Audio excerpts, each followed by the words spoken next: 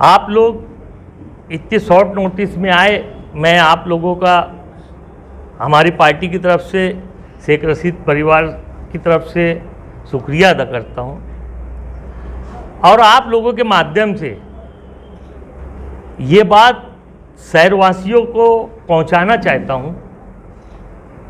हम लोग पहुंचाना चाहते हैं कि ऐसी जो भी बातें हैं कि किसी का कोई काम रोक रहा है, ये सब बिल्कुल गलत और बेबुनियाद बात है।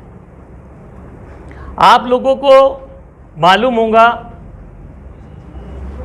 कि 2-4 दिन पहले मुफ्ती इस्माइल साहब ने एक प्रेस कॉन्फ्रेंस लिया और उसमें ये बोला कि भाई हमने बहुत सारे काम मंजूर किए हैं और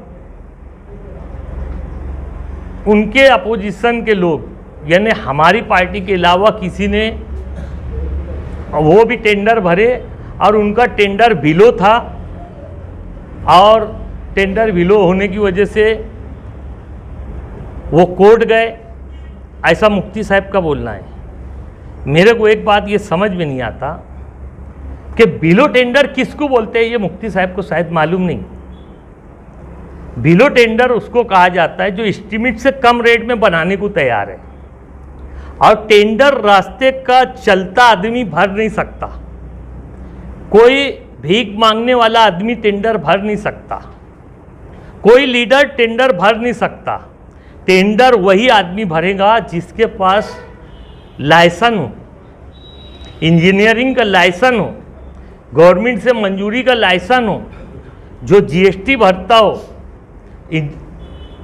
वो टेंडर भर सकता। तो वो बिलो भरे चाहे अबो भरे, बिलो या कम में भरे या ज़्यादा में भरे। अगर मुफ्ती साहब जैसे गांव वालों को बेवकूफ़ बनाने की बात कर रहे थे कि उन्होंने बिलो भरा इसलिए हमने वो काम रद्द कलेक्टर को बोल के करा दिया, बिलो भरा, तो ये तो अच्छी बात थी कि अगर इन्होंने 10 करोड़ रुपए लाया होगा उसका 30% का हिस्सा कारपोरेशन को भरना है, यानी 10 करोड़ इन्होंने लाया और 3 करोड़ कारपोरेशन भरेंगे, ऐसा 13 करोड़ रुपये होता, यानी इसी में 7 करोड़ उनका, 3 करोड़ का। तो अगर कम में कोई भरता है तो अच्छा है, मालेगांव महानगर पालिका का पैसा बचता। आइए बोलते नहीं, वो काम नहीं करने के लिए बिलो भरा, तो क्या मालेगांव महानगर पालिका या कहीं भी बिलो टेंडर होता तो काम नहीं करने के वास्ते होता क्या? वो बिल्कुल गलत बोल रहे थे, गांव वालों को ऐसा समझ रहे थे, उनको कुछ समझता नहीं है। उसने बिलो भरा था, अगर वो 1 महीने, अगर 3 महीने की मुद्दत थी, 3 महीने इंतजार करने के बाद, ये कम से कम 1.5 साल की बात हो गई, 3 महीने इंतजार करने के बाद उसको ब्लैक लिस्ट तो किया जा सकता था। तो ब्लैक लिस्ट से होता क्या कि उसका लाइसेंस ही रद्द हो जाता था, वो कहीं महाराष्ट्र में काम नहीं कर सकता था वो आदमी जिसने बिलो भर के काम नहीं किया। अगर इसमें भी परसेंटेज रहता कि 10% भरा, अगर कम भरा है उसने तो उसका कुछ परसेंट भर के वो टेंडर उसको वर्क ऑर्डर दिया जाता। ऐसा नहीं कि कोई बोलते मैं 50% में काम करने तैयार और गवर्नमेंट बोलती ठीक है ले ले, ऐसा नहीं होता। अगर उसने 50% बोला कि मैं कम में काम करूँगा तो उससे वर्क ऑर्डर होने से पहले 10% पैसा भराया जाता, 20% पैसा भराया जाता कि ठीक है इतना पैसा भर दे और उसके बाद तू वर्क ऑर्डर बना ले, ताकि तू भागा तो कम से कम ये पैसा भी रहेगा। काम तो जाहिर सी बात है, वो भागने के बाद दूसरा आदमी फिर से टेंडर निकलेगा, भर देगा। तो ये बात मुफ्ती साहब की सरासर गलत है कि कोई काम रोकने के लिए बिलो टेंडर भरा। मुफ्ती साहब खुद टेंडर भरे थे और वो अभाव भरे थे, एस्टीमेट रेट से ज़्यादा में भरे थे। अब जब देखें कि कोई दूसरा टेंडर आ गया बिलो वाला, तो वहीं पे समझ में आ जाता, टेंडर खोलने से पहले बात समझ जाती। कब समझती? जब 3 टेंडर भरना ही पड़ता पहले टाइम में। अगर चौथा टेंडर आ गया तो समझ लो कि चौथे टेंडर वाले ने कम भरा है, क्योंकि उसको मालूम है कि कंपटीशन होने वाला है, इसलिए अपन कम भरेंगे तो ही अपने को मिलेगा। तो वो डिपॉजिट भर के ज़्यादा में नहीं लेता, वो कम भरता। और ये टेंडर कमेटी को या लीडर जो भी होता या जो लोग भी टेंडर में इंटरेस्ट रखते उनको समझ जाता कि चौथा टेंडर आया, इसका मतलब किसी ने कम में भरा, और वही बात लेके, यानी टेंडर खुला नहीं था, वैसे ही मालूम पड़ा चौथा टेंडर आया है तो जाहिर सी बात है बिलो आया, वो कलेक्टर पास पहुंच जाए और कलेक्टर को बोल के वहाँ काम की ज़रूरत नहीं है, वो काम को रद्द करा दिए। अच्छी बात है, करा दिए। हालांकि वो ये जो बात बोल रहे हैं कि भाई टेंडर भीलो भरे काम करने का इरादा नहीं था, इसलिए हमने ऐसा करे वैसा करे। मुफ्ती साहब झूठ फसाद मत बोलो। मालेगांव वालों को भी अभी टेंडर वेंडर ज़्यादा समझने लगा। जब से 2007 से हम लोग आए ना बॉडी में, तो ये टेंडर पेंडर सब ज़्यादा समझने लगा यहाँ के सभी कारपोरेटरों को और गांव की आवाम को, कि ये अभी बिल्कुल धोखेदायक बातें मालेगांव शहर की आवाम बिल्कुल सुनने उनने वाली है नहीं। आप ठेका ले रहे थे और आपका ही सब ठेका है, और आपका अगर ठेका नहीं है, जो भी तुम्हारे साथ हुसैन अंसारी हो या जो भी हो, वो लोग टेंडर लेते हैं तो उसका परसेंट आपको देते हैं। और ये उंगली सिर्फ आपकी तरफ नहीं उठ रही, जो भी लाता है बजट, जो फंड लाता है वो कमीशन लेता है। हमको इससे इनकार नहीं है, हमको काम से मतलब है, गांव वालों को काम से मतलब है। उधर तुमको क्या कमीशन लेना है लेते बैठो, लेकिन कमीशन की बात तुम्हारी थी कि वो चौथा टेंडर भीलो आ गया, तुमको कमीशन देने वाला नहीं रहेगा, इसलिए कि वो भीलो में काम तो पहले ही कर रहा, उसके बाद तुमको कमीशन कैसे देगा। इसलिए ये बात थी। वो मुफ्ती साहब ने बहुत सारी बात बताए, उस पर अंडरग्राउंड गटर की बात बताए। पहले तो अंडरग्राउंड गटर की बात, आप सब पत्रकार लोगों को मालूम है कि अंडरग्राउंड गटर में क्या क्या हुआ। पहला टेंडर आया, आसिफ भाई ने कई जगह बताया, पहला टेंडर 2 आया, जबकि पहले टेंडर में 3 आना चाहिए जब टेंडर खोला जाता। हालांकि बड़े टेंडर में कानून ऐसा है कि 2 पे भी खोला जाता, लेकिन 2 टेंडर आया, वो 42% अभाव था। टेंडर से 42% ज़्यादा था, यानी 500 करोड़ 499 करोड़ यानी म्हणजे 500 करोड़ का टेंडर था, तो उससे 42% ज़्यादा है, तो उसको कमिश्नर ने रद्द कर दिया और फिर से रिकॉल किया। रिकॉल करने के बाद 4 टेंडर आया। देखो, ये 4 टेंडर की बात मैं आप लोगों को बता चुका हूँ। उसमें 4 टेंडर आया, उसमें समझ में आ गया कि भाई ये किसी ने बिलो भर दिया। अब जब बिलो भर दिया तो उस पर मालेगांव के लीडरान जो है, जो ठेके में इंटरेस्टेड थे, वो लोगों ने वो ये कोशिश की कि भाई जो 4 आया है तो अपना 2 जो अपनी पार्टी है उसका मंजूर कर दो, और 2 भीलो वाली पार्टी है उसको रद्द कर दो। कोई वजह हो ना हो उसको रद्द कर दिया गया, 2 को रद्द कर दिया गया और 2 को वैध बताया गया, यानी उसको पात्र बताया गया। 2 टेंडर पात्र और 2 को रद्द कर दिया गया, ये बोल के कि तुम्हारे पास ये कागज़ नहीं है, वो कागज़ नहीं है, ऐसा बोल के उसको रिजेक्ट कर दिया गया। 2 टेंडर जो आया, वो 2 टेंडर को जब खोला गया तो उसमें 22%, यानी जो सबसे कम रेट जिसका था वो 22% था। वो 22% से 500 करोड़ की जो स्कीम थी वो 620 करोड़ हो गई। 500 करोड़ की जो स्कीम थी वो 620 करोड़ हो गया। अगर तुम्हारे 22% वाले को ये दे दिया जाता तो ये स्कीम 620 करोड़ की हो जाती। आसिफ भाई ने बोला कि भाई ये जो 22% अभाव जा रहा, हमारी शुरू से कोशिश रही कि मालेगांव महानगर पालिका का पैसा कैसे बचाया जाए। टेंडर में 3 लोगों का पैसा मिलाया गया है, सेंट्रल गवर्नमेंट, स्टेट गवर्नमेंट और महानगर पालिका, तीनों का 33% हिस्सा है। लेकिन अभाव जितना भी आएगा, चाहे वो 1% आए चाहे 100% आए, अभाव जितना आएगा वो पूरा के पूरा अभाव मालेगांव महानगर पालिका को भरना होगा। ऐसी शराइत है, क्योंकि जो अभाव आएगा उसमें गवर्नमेंट से मांगा नहीं जाएगा। स्टेट गवर्नमेंट से बोलो या सेंट्रल गवर्नमेंट से बोलो कि भाई इतना अभाव चलेगा, वो बोलते कि वो तुम्हारा काम है, हमारा नहीं है। स्कीम 500 करोड़ थी, हमने 500 करोड़ का हिस्सा दे दिए। अब अगर ज़्यादा में टेंडर जाता है तो तुम समझो 500 करोड़ गवर्नमेंट ने दी, 33% सबका था। उसके बाद हमारी ये कोशिश थी कि अभाव अगर 120 करोड़ ये ज़्यादा में जा रहा है तो मालेगांव महानगर पालिका का पहले ही से 150 करोड़ हिस्सा आ रहा, उसके बावजूद 120 करोड़ और भरना पड़ेगा। इसलिए आसिफ भाई की पहले से कोशिश थी कि मालेगांव महानगर पालिका का पैसा बचना चाहिए। और मुफ्ती इस्माइल साहब को ये बात शायद मालूम नहीं कि अंडरग्राउंड जो एजाज बेग, जो दूसरी पार्टियां, मुफ्ती इस्माइल जो बात कर रहे हैं, वो लोगों को एक बात समझ लेना चाहिए कि अंडरग्राउंड पहली बार मालेगांव में नहीं आई। शेख आसिफ जब एमएलए थे तो इन्होंने 100 करोड़ रुपया अंडरग्राउंड गटर की स्कीम लाया था। वो 100 करोड़ में यहाँ पे जो पानी फिल्टर होता है वो 100 करोड़ में वो सब काम हो चुका है, 100 करोड़ का काम हो चुका है। उसके बाद ये अमृत 2 यानी अंडरग्राउंड स्कीम का दूसरा हिस्सा आया हुआ है, उसका नाम ही है अमृत 2। यानी 1 क्यों नहीं है, क्योंकि 1 हो चुका है इसलिए 2 आया है।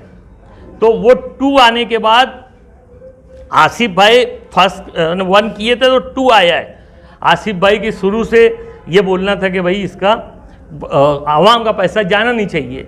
उसमें एक मालूमात ऐसी मिली कि वो जो टर्नओवर बताया गया है, जो सीए का जो लेटर है वो इसमें गलत है।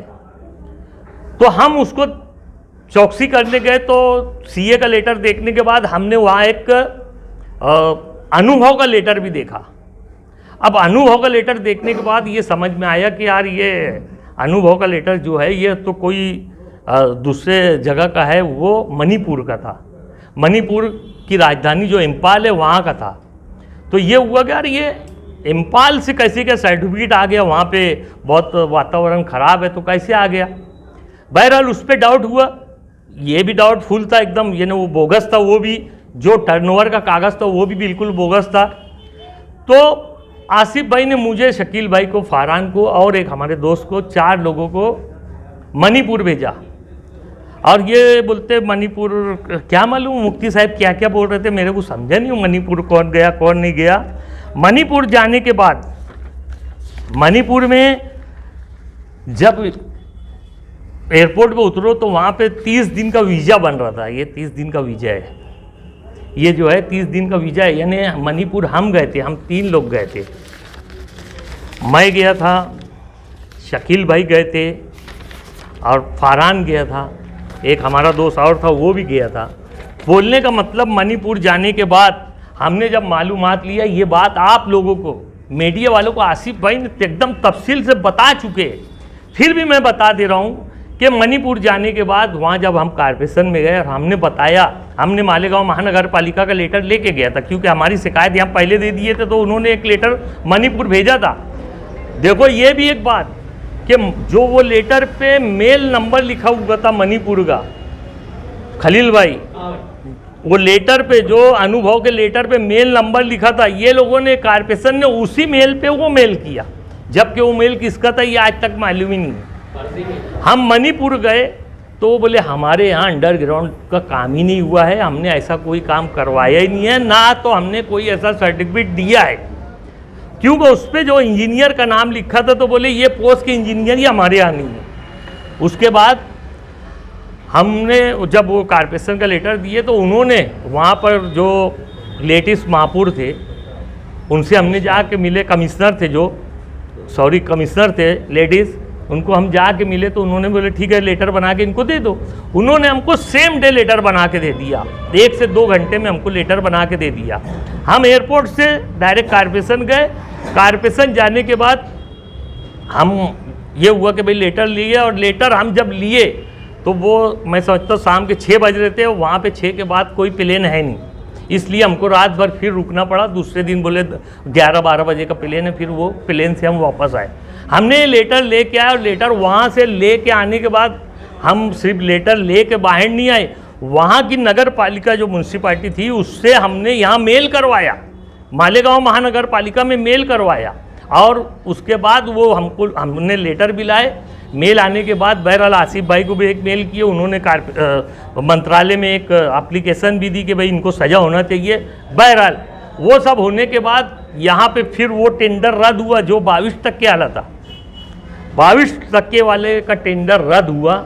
और उसके बाद वो 4 टेंडर आए हुए थे जिसमें से 2 यानी वैध थे, 2 अवैध थे। तो उसके बाद फिर जब टेंडर निकला तो उसमें सिर्फ और सिर्फ 3 टेंडर आया। फास्ट नहीं, बहुत आराम से आप सुन ही लो भाई साहब, इतनी जल्दी के तो ये बातें तो अरे ये बातें हो चुकी, वो हराम अभी मेरे मुंह से कुछ मत निकालो। जब वो बोल रहे तो बोलना था कि काय को ये पंचायत बता रहे भाई साहब, ये पंचायत हो चुके ले, तुम्हारा ये काम था यार भाई। हम बार बार एक एक बात भी होती तो मीडिया वालों को बताते, तो इसके हस्ते बताते कि बार बार हमारी कहानी सुनो, उनको सुनो, हमारी सुनो, उनकी सुनो। जब हम बता दिए थे पहले, हर एक एक बात बताया मीडिया लोग के सामने, तो उनको बोलना चाहिए था कि ये कहानी बंद कर भैया, ये रोज सुन रहे हम। और हम तो कागज बता रहे हैं, हम गए थे, हम लाए, हम करे, उसके बाद भी वो बेचारे सुना रहे, और तुम भी सुन रहे और गाँव वालों को ही सुना रहे। नहीं, मेरी बात कब बुरा मत मानना। आरोप ये है हाँ। कि आज जो बुहारीकरण का काम हो रहा है, हाँ, क्या वो सही है कि दुरुस्त है? क्या आप उसको दुरुस्त मानते हैं क्या? वो काम दुरुस्त तो हो रहा, ना दुरुस्त हो रहा। सुन लो मेरी बात, आपकी ओर से कोई मुखालफत की ओर इसके लिए सवाल उठ रहे हैं। मेरी बात सुन लो। वो काम दुरुस्त, मुखालफत वो लोग करेंगे जो इंजीनियर रहेंगे, जिनको अंडरग्राउंड का काम समझेगा। नहीं, असलम भाई वहीं से आगे बढ़ो ना, जहाँ तक पहुंचे। फिर वहाँ लेटर आया, आप थोड़ा आगे जल्दी से बोलो। लेटर मैं सबकी बात का जवाब दूंगा। मैं आज बैठा हूं और ये सब लोग बैठे हैं, सबकी बात का जवाब देने के लिए बैठे हैं। तो वो लेटर आने के बाद वो टेंडर रद्द हुआ। रद्द होने के बाद नया टेंडर निकला, तो उस पर 3 टेंडर आया। 3 टेंडर आने के बाद ये 2 टेंडर आया शायद, या 3 आया। बहरहाल उसका जो सबसे कम रेट का टेंडर था वो 9% का था। तो ये हुआ कि हमने उसका भी लेटर दिए कमिश्नर साहब को कि 9% आया है साहब, 9% से देना मत, नहीं तो इस पर भी 500 करोड़ का 9% बोले तो बहुत ज़्यादा पैसा होता। तो कमिश्नर साहब ने उससे वाटाघाटी करी। वाटाघाटी करने के बाद शायद उसने 6% अभाव में ये टेंडर है। लेकिन ये दिखने में अभाव है, कमिश्नर साहब का ऐसा बोलना था कि ये दिख रहा अभाव, लेकिन ये एस्टिमेट रेट है। क्योंकि टेंडर जब निकला, जब उसका जो रेट था आज उससे ज़्यादा हो गया, इसलिए हमने ये नेगोशिएशन के लिए भेजा है गवर्नमेंट तरफ। गवर्नमेंट से आया है मंजूरी कि भाई ये टेंडर अब 6% भी है तो ये एस्टिमेट रेट के ही इसमें आता है, इसलिए उसको। तो हमने जो मणिपुर जाके आसिफ भाई की जो कोशिश से ये सब काम किए, उससे 620 करोड़ का टेंडर अभी मेरे ख्याल से 8-10 करोड़ का ये गया है। यानी हमने उसमें 92 करोड़ रुपया बचाया है। मालेगांव महानगर पालिका का, मालेगांव शहर की आवाम का 92 करोड़ रुपया बचाया है। ये बात कभी हमने मीडिया पे ऐलान करे। आज यह और बात है कि कोई इल्ज़ाम हमारे ऊपर डाल दे रहे कि हमारा है उसमें, जबकि उसमें मालेगांव के लीडर जो आसिफ भाई के मुखालिफ लोग हैं, उनका वो कंपनी थी। मैं वो भी नाम बता सकता हूँ, और नहीं तो वो लीडर लोगों ने, आप तुम लोगों को बताना चाहिए कि असलम अंसारी ने नाम बताना, मैं नाम भी बताऊंगा कि इसमें कौन कौन से लीडर मुलव्विस थे। हमने इसको भी 9% से बोले कि ज़्यादा हो रहा है, उससे कम करने लगवा है कमिश्नर साहब को बोल के। हम गांव का फायदा कराने, और जब गांव का 92 करोड़ रुपया बचा और अब काम शुरू हुआ, तो ये काम कोई नया नहीं था कि भाई, और हमको ये बात की मालूमात नहीं है, हम कोई इंजीनियर नहीं है कि पाइप कहाँ जाड़ा आएगा, कहाँ बारीक आएगा, कहाँ लेवल कितनी रहेंगी, कहाँ लेवल कितनी नहीं रहेंगी, ये बात का हमको बिल्कुल भी इल्म नहीं है। लेकिन हमने इसके लिए जद्दोजहद करे। इसकी मुखालफत अभी हम कैसे कर सकते, इसकी मुखालफत हम कैसे कर सकते? मुफ्ती साहब ने जो काम मंजूर किया है रोड का, उसमें हमने भी कई रोड मंजूर करे। यहाँ पे मालेगांव महानगर पालिका से शकील भाई ने बोलो, एजाज भाई ने बोलो, आसिफ भाई ने बोलो, असलम भाई ने बोलो, हमने भी अर्जी दे दे के बोले ये रोड बनाओ, वो रोड बनाओ, वो रोड बनाओ। वो रोड बनाने की बात जब आती, कमिश्नर साहब डायरेक्ट बोलते कि मैंने तो स्टे दिए हुए है, और स्टे इसलिए रोड बना नहीं सकते, तुम रोड और गटर का फंड छोड़ के दूसरे के लिए फंड मांगो, मैं देने को तैयार हूँ। हम खुद भी हैरान हैं कि मालेगांव महानगर पालिका मालेगांव की आवाम को कोई राहत नहीं पहुंचा पा रही है। कमिश्नर साहब का एकदम स्पष्ट बोलना है कि रात में अंडरग्राउंड गटर डाल दो और सुबह रोड बना दो, मैं मना नहीं करता। तो अंडरग्राउंड गटर वो गलत और सही ये कल होते रहेगा, ये कल होते रहेगा, लेकिन कम से कम हमको क्या लेना देना है, सही हो रहा है कि गलत हो रहा है। अंडरग्राउंड गटर के जो इंजीनियर है, जिन्होंने ये एस्टीमेट बनाया, गवर्नमेंट ने अपने पार्टी से एस्टीमेट बनाया, एमजीपी से एस्टीमेट बनाया है, तो एमजीपी को मालूम है कि कहाँ पाइप जाड़ा आएगा, कहाँ बारीक आएगा। पहले 100 करोड़ में भी, पहले 100 करोड़ रुपये जो आया है, उससे हमने देखे कि अजीज कल्लू स्टेडियम तक के, पवारवाड़ी रोड से अजीज कल्लू स्टेडियम तक के पाइपलाइन आई सीमेंट की, वो 18 इंच थी। अब पूरे मालेगांव शहर का पानी उसमें से जाएगा, वो 18 इंच है। तो क्या उससे बड़ा पाइप इधर आएगा क्या?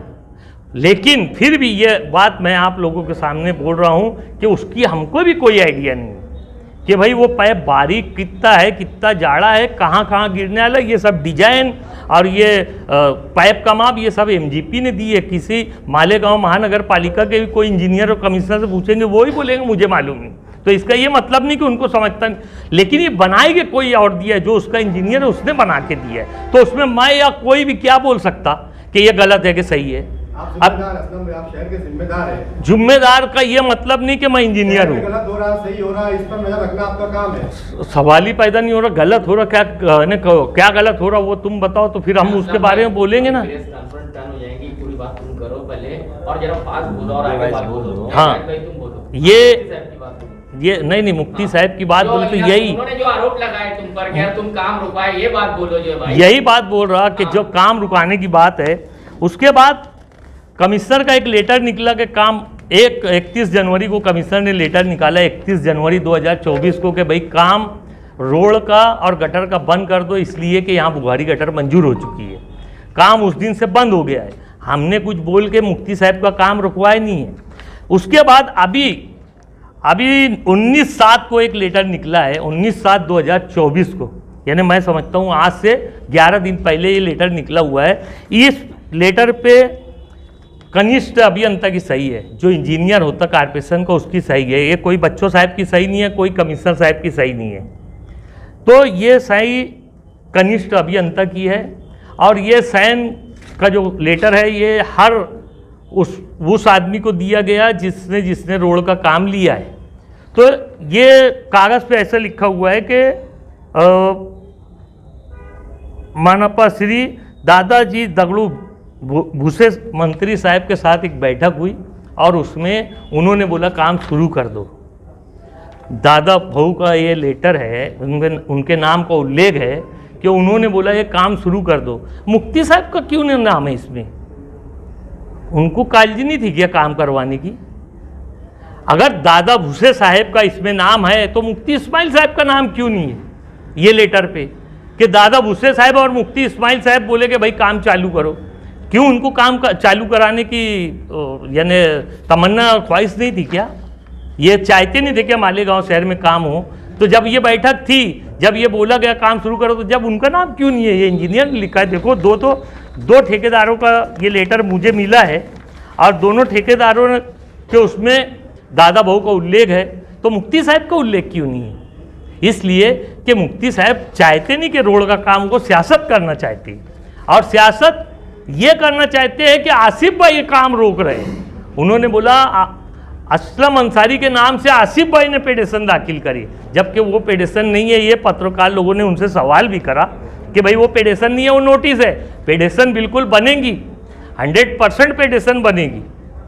ये जो काम शुरू करने की बात हुई है, तो हमारा बोलना ऐसा है अंडरग्राउंड गटर जो डाली जा रही है उसको बारीक पाइप पे जाड़ा कराओ, प्लास्टिक का पाइप है लोखंड का कराओ, हमको उससे कोई लेना देना नहीं, हमको उससे कोई लेना देना नहीं। लेकिन आज पेचवर की जो बात करते हैं मुफ्ती इस्माइल साहब, 500 करोड़ में सिर्फ 8 करोड़ रुपये पेचवर के नाम पे मालेगांव, पूरे मालेगांव शहर में। अब बताओ 8 करोड़ रुपये में, 8 करोड़ रुपये में पूरे मालेगांव में पेचवर हो जाएगा क्या? लाइन तो पूरे मालेगांव में गिरना है, उसके बाद पेचवर 8 करोड़ में हो जाएगा क्या? तो ये सब बोलने की बात है कि पेचवर हो जाएगा, ये हो जाएगा। जब पेचवर ही करना है तो नवी रोड तोड़ क्यों रे भैया? फिर नवी रोड बना के फिर तोड़ रहा हूँ उसको, ये कोई अक्लमंदी की बात है क्या? अरे भाई रात में तुम्हारे हिसाब से, तुम्हारे इंजीनियर के हिसाब से पाइप डलवा लो और सुबह रोड बना लो, हमको क्या लेना देना है? लेकिन जैसा वो चाहते हैं वैसा काम तो बहरहाल नहीं होगा। क्यों कि हम बहुत सारी बात इसमें से गुप्त तो रख रहे हैं, जो हमको 25 तारीख को होने वाली मीटिंग में ये बताया जाएगा। हम बताएंगे मालेगांव को कौन गिरोह रख रहा, किसके पास गिरोह रख रहा, जो आसिफ भाई बताने वाले हैं। तो इसमें से बहुत सारी बात हम कट करके रोक रहे, नहीं तो बहुत अच्छी से बताए होते, बहुत तफसील हमको भी मालूम है। मुफ्ती साहब की बातों को अभी ख़त्म करके दूसरे की बात पे आ रहा हूँ मैं। कल एक प्रेस कॉन्फ्रेंस हुई, साबिक सदर बल्दिया के पहले नहीं, सवाल सुन लो असलम भाई, हाँ। एक सवाल नंबर से बोल उन्होंने रहे हैं। आपका नाम लेकर कहा कि असलम अंसारी और शकील यानी बेग जहाँ चिल्ला पुकार करते वहाँ चोरी होना यकीनी है। इस बात का सिर्फ मैं 1 मिनट और आसिफ साहब यहाँ आए वहाँ मामला खत्म, फिर आगे क्या होता है बोले अखबार वालों को बताया ही नहीं जाता। मैं सिर्फ मतलब वो जो उन्होंने बोला हम दोनों का नाम लिया, मैं सिर्फ एक लफ्ज़ में उसका जवाब दूंगा, चोरों को नजर आते हैं सारे चोर, चोरों को नजर आते हैं सारे चोर, ये मेरा जवाब है उसका। शकील भाई ये जवाब नहीं नहीं ये जवाब अच्छा है। और सुनो ओ भाई साहब, नहीं वो हमको जो बता रहे हैं कि हम जब जाते हैं तो तोड़ी तबाड़ी के हिसाब से जाते हैं, तो इसका मतलब हम चोरी करते। मलेरिया के मलेरिया मैं क्या बोला, चोरी कोई भी तरीके की चोरी, नहीं मलेरिया सुनो मलेरिया असलम भाई जरा मुझे बोलने दो, कोई भी तरीके की चोरी है ना, जो चोर होता है ना तो उसको सब चोर नजर आती है, समझ लो। मलेरिया नहीं की तो जो बात साबित करना ऐसे कागजात के साथ केस दर्ज करो ना, अगर हम चोर है तो हमारे खिलाफ में एफआईआर दर्ज करो, सबूत दो वहां पर, हमको जेल में डालो, क्यों नहीं करते? सिर्फ जबान चलती है, जबान मलेरिया सच्चाई नहीं रहती है। मलेरिया की जो बात बोले अभी आपने साहब, आपने मलेरिया की जो दवा तक का सैंपल था वो टेस्टिंग को भेजा गया, हम हमारे घर में चेक करने नहीं लाए। अब टेस्टिंग क्या हुई ये तो कोई भी आम आदमी भी जाके पूछ सकता कि टेस्टिंग में निकला क्या, उसमें फॉल्ट था या नहीं था, ये आम आदमी भी पूछ सकता। और हम क्या लोगों को अब बताएंगे क्या उसमें क्या आया क्या नहीं आया? अगर हम खामोश बैठे तो आप समझ लो क्या आया उसमें, और नहीं तो आप लोग जाके ये बात कमिश्नर से पूछो कि जो सैंपल भेजा गया था टेस्टिंग के लिए वो टेस्ट हो कि क्या आया, वो बोगस दवा थी कि अच्छी दवा थी। दूसरी बात, अभी मैं हालांकि दूसरे लोग ने उसके पहले बोले थे, मैं एजाज बेग साहब की बात बाद में बोलना चाहता था, लेकिन जब खलील भाई ने आप छेड़ी दिए तो सुनो, एजाज बेग साहब की बातों का जवाब देना मैं उचित नहीं समझता, वो एक बेवकूफ़ आदमी है, मैं आप जवाबदारों के सामने बोल रहा हूँ। वो बोलते मैं 5 टेम में चुन के आया, 25 साल हो गया, हमको तो 3 ही साल हुए, यानी 15 ही साल हुए, 3 बार चुन के आए। लेकिन हमको मालूम है, उन्होंने कल अपने बयान में आप ही के चैनल के माध्यम से कहा कि मालिक अगर मुफ्ती साहब चाहते तो ये जो सौदा हुआ है एमएलसी चुनाव का कि वोट दिए बीजेपी और सिंधे गवर्नमेंट के आदमी को, और बोलते हैं कि मैंने इस कांग्रेस को वोट दिया या किसी और को वोट दिया, तो अगर एजाज बेग का बोलना बता रहा हूँ, तो वो चाहता तो बोल सकता था कि भाई सिंधे साहब से मुफ्ती साहब बोलते कि 100 एकड़ सेती महामंडल की ज़मीन दिला दो और कम से कम मालेगांव महानगर पालिका का अपना खुद का डैम तो हो जाता। उस बेवकूफ़ आदमी को ये नहीं मालूम कि तलवाड़ा डैम जो है वो मालेगांव महानगर पालिका का अपना खुद का डैम है। तो 25 साल में अगर उसको ये नहीं मालूम कि डैम किसका है तो वो क्या पानी की बात करेगा? मैं आप लोगों की मालूमात के लिए बता देना चाहता हूँ, पानी के ताल्लुक से मैं अभी और आगे भी बताऊँगा, लेकिन मैं ये बता देना चाहता हूँ, ये जो उतारा है आयुक्तों के नाम का, मालेगांव महानगर पालिका आयुक्तों के नाम का, ये डैम का है, तुम्हारे तलवाड़ा डैम का है। तलवाड़ा सेती नहीं, वो मैं बात बताता हूँ। ये जो है ना, ये जो उतारा है ये तलवाड़ा डैम का उतारा है, और वहाँ पर यानी बहुत सारा सर्वे एक्वायर करके वो डैम बनाया गया, वो सब है। देखो ये जितना सर्वे नंबर लिखा हुआ है ये सब तलवाड़ा डैम का है। ये तलवाड़ा डैम का जो 100 एकड़ बाद में बड़ा किया गया ये उसका उतारा है, जो जूना 100 एकड़ है उसका भी उतारा है, लेकिन हम 90 की बात बता रहे, जूने का भी यानी कारपोरेशन का ही नाम है। तो मालेगांव शहर में ऐसा आदमी आमदार का इलेक्शन लड़ेगा, अब ये दिन मालेगांव की आवाम को देखना पड़ेगा।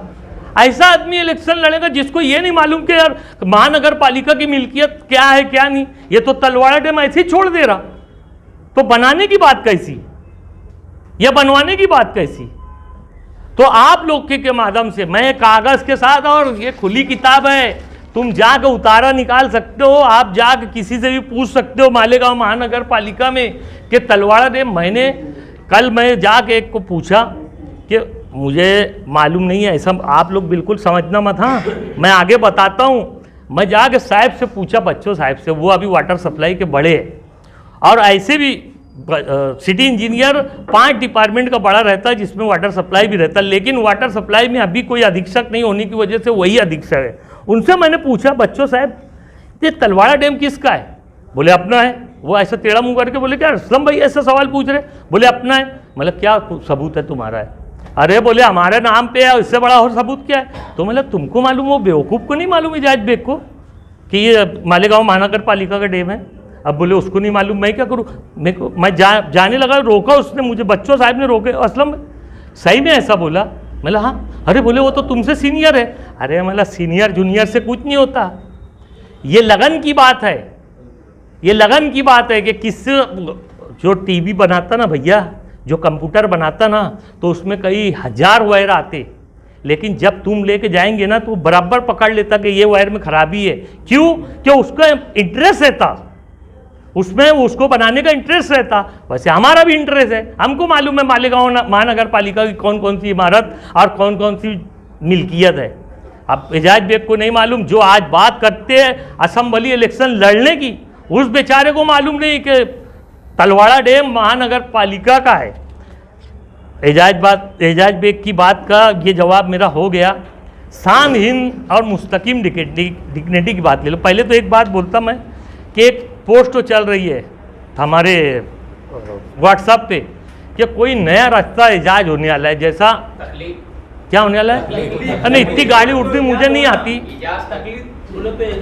हाँ, एजाज होना, कोई नया रास्ता, जैसा अभी मोदी सरकार ने वो समुंदर के अंदर से ब्रिज बना दी, मैं समझा कि ऐसा कोई रास्ता बन रहा होगा। यार हम नहीं कर पाए, मुस्तकीम कर लिया है तो बड़ी खुशी की बात है। लेकिन जब नीचे पड़ा तो वो जहाँ बच्चे पेशाब करते थे वो रास्ता बना रहे, जो आज कोई काम का रास्ता नहीं है वो रास्ता बना रहे।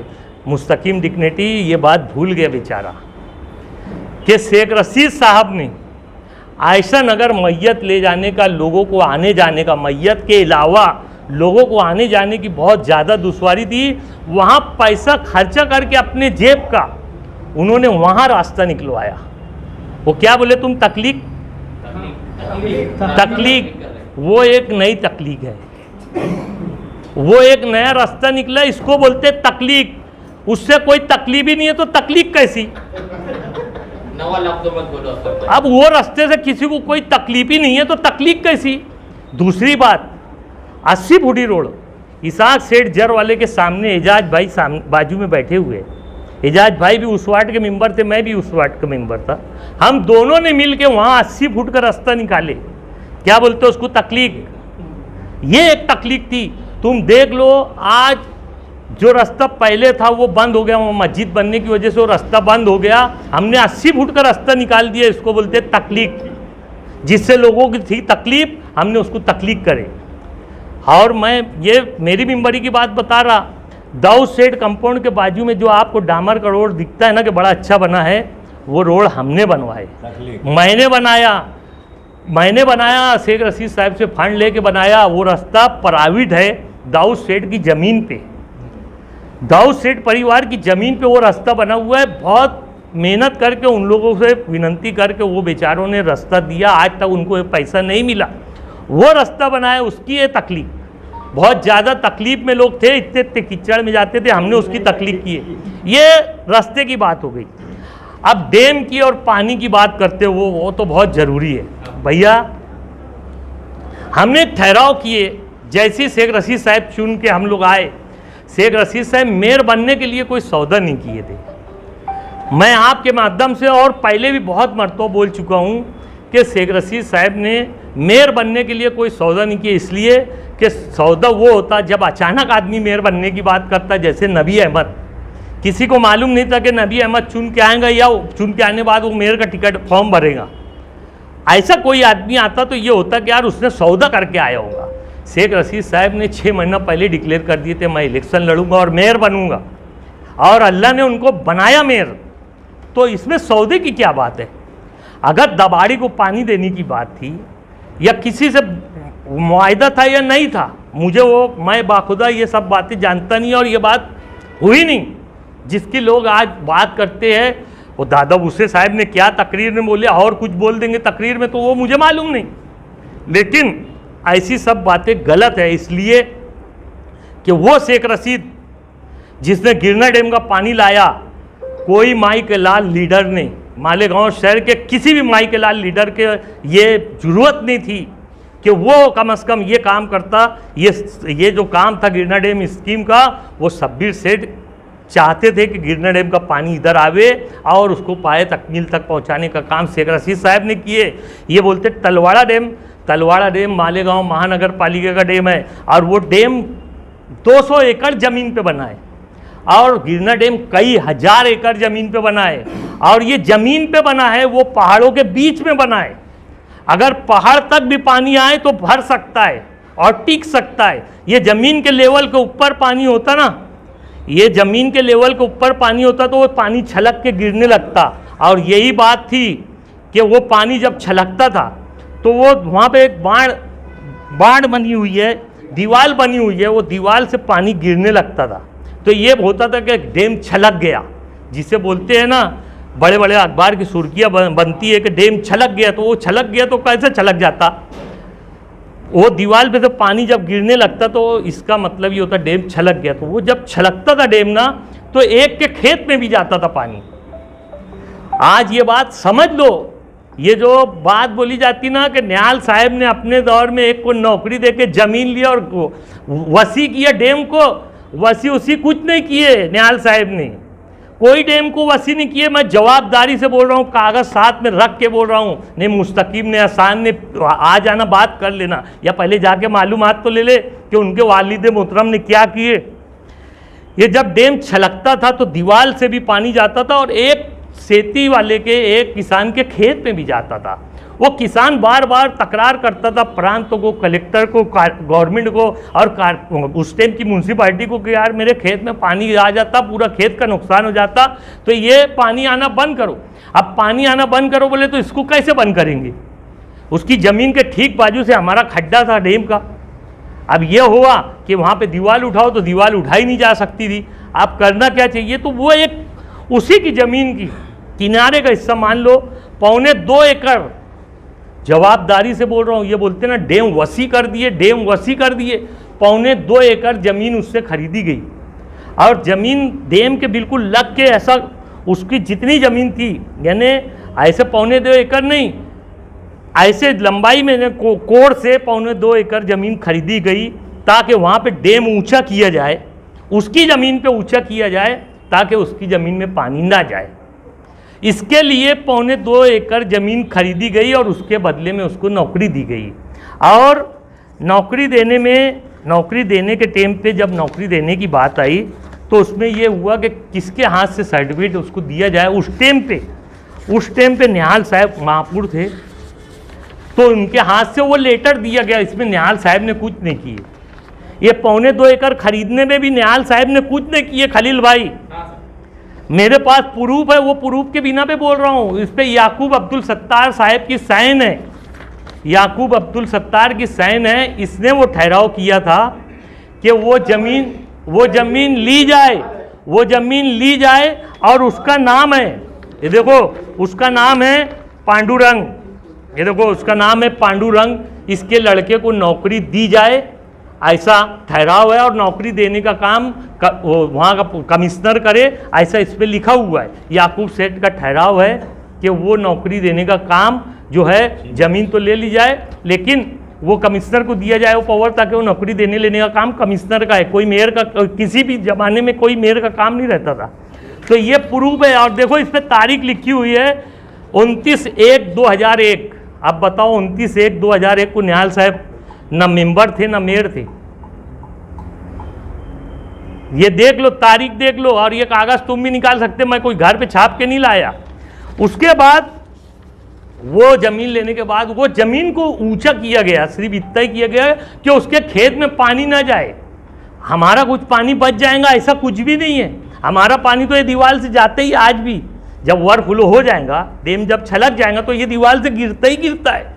कल भी गिरता था लेकिन उसके खेत में जाता था, तो उसकी खेती बचाने के लिए मालेगांव महानगर उस टाइम की म्यूनसिपालिटी ने वो ऊंचाई बढ़ाई उसकी, ताकि पानी उधर न जाए। कब न जाए? जब डैम छलक जाए। जब ऐसा नहीं कि ऐसे भी जा रहा था पानी तो बहुत ज़रूरी था रोकना उसको, वो जब छलक जाता था जब पानी जाता था। तो ये जो है ये बोगस बात है बिल्कुल। ये तायरा मैडम जब महापौर थे उस टाइम उन्होंने ठहराव करे थे कि हमारा डैम 43 MCFT पानी उसकी क्षमता थी, हमारे डैम की 43 MCFT पानी की क्षमता थी तलवाड़ा डैम की। उसको 100 एकड़ सेती महामंडल की ज़मीन खरीदने का हमने ठहराव किया, उसका लेके गए वहाँ पे गवर्नमेंट के पास, हमने उसको पाठ पुरावा करे और गवर्नमेंट ने हमको तायरा मैडम महापौर रहते हुए वो हाथ में दिए कागज़ कि ठीक है हम तुमको ये सेती महामंडल जो होती है शायद गवर्नमेंट की होती है, तो गवर्नमेंट बोले हम देने को तैयार है।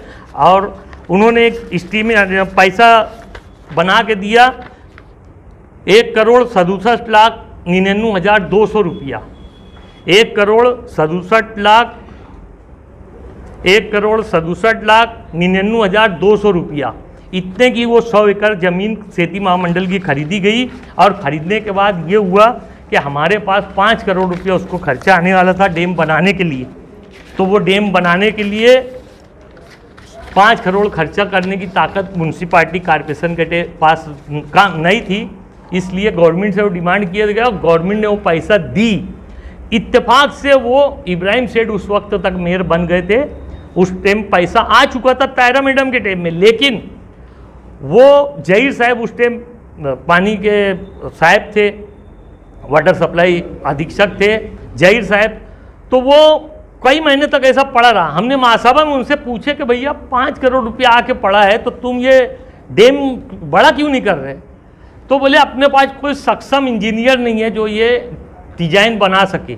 हमने बोले भैया नहीं, ये तो नासिक वालों को दो जिसने डैम बनाया है, बम्बई वाले को दो जिसने इंजीनियर ही लगाना है ना, फट से इंजीनियर लगाओ तो टेंडर निकालो। उसके बाद जब टेंडर निकला, महासभा में बहुत हंगामा होने के बाद जब टेंडर निकला तो वो बनाने का जब उद्घाटन का टाइम आया तो उस टाइम पे इब्राहिम सेठ महापौर थे और इब्राहिम सेठ, तायरा मैडम, शेख रशीद साहब, हम सभी मिलके, दादा भूसले साहब, हम सभी मिलके जाके वो 100 एकड़ ज़मीन का डैम बड़ा करे चालू हो गया। अब हम पर ये इल्ज़ाम आता कि हमने दाबाड़ी को पानी दे दिए। अच्छा, ये इल्ज़ाम हमारे ऊपर आता है और आने के बाद सब बैठ के सुनते अरे बाप रे पानी दे दिए, जबकि मैं हमेशा हर मीटिंग में बोलता रहा कि आप भी यहीं के, मैं भी यहीं का है, मेरे बच्चे भी यहीं के, मेरे बच्चों के बच्चे भी यहीं के, मेरे ख़ानदान यहाँ का है, हम सब यहाँ के मालेगांव शहर के जो शहरवासी है, अगर वो मरेंगे भी तो यहीं रहने वाले हैं। अगर हम उनके हिस्से का पानी एक कतरा भी किसी को दे दिए तो हम गुनहगार हैं। हमने तलवाड़ा डैम का पानी जो हमारे मालेगांव महानगर पालिका मालेगांव का हिस्सा था उसका एक कतरा भी देने के लिए नहीं बोला, हमने पानी देने की बात ही नहीं की है। आप हमारा ठहराव पढ़ लो, वहाँ पर कभी देखा मैं पानी परिषद हुई, कभी कुछ हुआ, कभी कुछ हुआ। पानी परिषद में देखा कई वकील भी थे, कई डॉक्टर थे, कई इंजीनियर थे और जहीर साहब खुद भी थे, लेकिन जहीर साहब ने वहाँ कोई भाषण नहीं किए थे। तो क्यों नहीं किए थे? या कोई इंजीनियर को लेके ठहराव पढ़ना चाहिए था ना कि भाई ये ठहराव में लिखा क्या है। अरे शेख रशीद साहब ने महापौर होते हुए अगर कोई ये बोलते पानी बेच डाले तो बेचे कैसे, वो पढ़ना तो चाहिए, उसका कोई एग्रीमेंट और कोई ठहराव तो रहता। तो ये ठहराव है, मैं आपको इसके PDF फाइल बना के देता हूँ, ये ठहराव की PDF फाइल बना के देता हूँ। आप लोग से मेरी रिक्वेस्ट है कि ये मालेगांव शहर के हर वो आदमी तक पहुँच जाए आप लोगों के माध्यम से, ताकि जो शेख रशीद साहब या हमारे ऊपर ये इल्ज़ाम आता है कि भाई हमने पानी बेच डाले, हमने कोई पानी नहीं बेचे, एक बूंद पानी हमने नहीं बेचे, एक बूंद पानी। ये कागज़ पे 100 बकौर एक लिखा है, हम बक नहीं रहे, लिखा बता रहे। हमने सिर्फ ठहराव जो किया है वो अगर गवर्नमेंट 50 MCFT मंजूर करती है तो वो पानी हम हमारे डैम में रखेंगे और रखने के बाद दाबाड़ी को देंगे, ऐसा ठहरा हुआ है, ना कि हमारे हिस्से का पानी हम दाबाड़ी को देंगे। हमने गवर्नमेंट से डिमांड की है कि अगर 50 MCFT पानी गवर्नमेंट देगी तो उसको हम हमारे डैम में रखेंगे। हमने ये वादा किए कि हम हमारे बर्तन में उनका पानी रखें, क्योंकि उनके पास उनका कोई डैम नहीं है। नहीं तो वो अगर पानी मांगने जाते गवर्नमेंट से कि हमको 50 MCFT पानी दो, तो गवर्नमेंट उनसे पूछती तुम्हारा डैम कहाँ है जिसमें वो पानी रखेंगे, या हम कहाँ से छोड़ेंगे वो पानी। तो वो लोगों का ये दाबाड़ी वालों की ये तमन्ना, ये ख्वाहिश थी कि तुम्हारे डैम में हमारा 50 MCFT पानी रखने का तुम एक ठहराव दे दो, ताकि ये ठहराव बता के हम गवर्नमेंट से 50 MCFT पानी मंजूर कर लें, और हमने ठहराव बना के दे दिया। तो ऐसा अंदेशे वाला ठहराव नहीं करने का था, फिर ऐसा लोग बोलते हैं। कैसे अंदेशे वाला? कि ये पानी दूसरे को क्यों देना, वो ज़्यादा ले लिया, कौन जवाबदार रहेगा? ये बात मीडिया में बैठ के बोलने से बेहतर है कि डैम पे जाके देखना चाहिए, वहाँ मीटर लगा हुआ है। और पानी जब हमारा 300 MCFT छोड़ा जाता ना, तो हमको सिर्फ 80 MCFT पानी हमारे डैम में आता। 300 MCFT छोड़ने के बाद कितना हमारे डैम में आता? 80 MCFT। यानी पानी या तो ज़मीन सोख लेती, या तो कोई बौड़ी भर लेता, कोई खींच लेता, वो इसमें से, डैम में से नहीं, वो नदी में से जब वो छोड़ा जाता, जब वो पानी डैम से छोड़ा जाता, चंकापुरी हरनबाड़ी जहाँ से वो पानी आता है, वो जहाँ से छोड़ा जाता, वहाँ से यहाँ तक आए तक के इतना पानी लॉस हो जाता और हमको 80 MCFT पानी मिलता है। तो हम वो भी लॉस का इसमें उदाहरण दिए कि वो लॉस जो है, जैसे हमारा 300 का 80 हो जाता, तो ऐसा 50 का भी 20 हो जाएगा। उनका ये भी आरोप है कि तो हम ये बात का ख्याल रखते हुए ये ठहराव किए हैं, और वहाँ मीटर लगा हुआ है। अब मीटर जिसको देखना है वहाँ जाके देख ले, और मीटर नहीं लगा है तो वो आके कमिश्नर से शिकायत करे। मैंने कल मालूमात लिया तो उनका बोलना ऐसा था कि हमने जो उनको पानी दिया उसके पानी पट्टी हमने ले ली उनसे, लेकिन पानी पट्टी अगर उनका 50 MCFT मंजूर हुआ है तो तुम पानी पट्टी ले सकते, नहीं तो पानी देना गुनाह है। तो ये हमने ठहराव करे। कमिश्नर ने, देखो एक बहुत अच्छी बात है कि मुस्तकीम डिक्शनरी पहले तो बोलता था पानी बेच डाले ऐसा ठहराव किए। जब अब समझ में आया कि ये 2023 में कमिश्नर ने एग्रीमेंट किया है 2023 में, 13 जून 2022 को तो हमारी मेंबर ही ख़त्म हो गई थी। यहाँ कोई मेयर, कोई स्टैंडिंग चेयरमैन और कोई मेंबर नहीं रह गया। तो ये 23 में कैसे क्या एग्रीमेंट हो गया? इसका भी इल्ज़ाम हमारे सर कि वो ठहराव नहीं करते तो ये स्टाम्प नहीं होता। अभी वो नहीं रहते तो फिर हम पैदा कैसे होते हैं? अगर मेरे ठहराव कुछ और लाते हैं, एग्रीमेंट कुछ और करते हैं। हाँ, देखो ये बात बिल्कुल सही बात बोले। बेवकूफ़ आदमी की मिसाल दी, अभी तुम फिर भी उसकी मिसाल दे रहे तो ठीक है। अगर वो बोलते हैं कि ठहराव कुछ होता कुछ है, विषय आता कुछ है और हो जाता कुछ है, तो एकदम जैसा कि जैसा विषय आया, ये देखो ये ठहराव है आप लोग के सामने है, आप लोग समझ लो। यानी कोई बेवकूफ़ बोले तो मैं सुनो। देखो विषय जो आया है ये 4 लाइन का है। विषय जो आया ये 4 लाइन का है। उसके बाद ठहराव लिखा गया, देख लो कितनी लाइन है भाई साहब।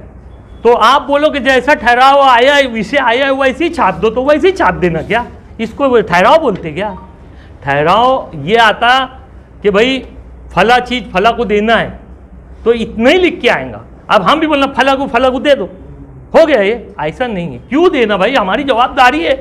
हमसे भी कल पूछा हो सकता, गवर्नमेंट पूछ सकती, कमिश्नर पूछ सकता, तो हम उसको लिखते कि देखो वो परेशान है, उसकी ज़रूरत है और वो हमको इसका पैसा दे रहा है, तो इसलिए वो चीज़ देने में हरकत क्या है, हम ये लिखते।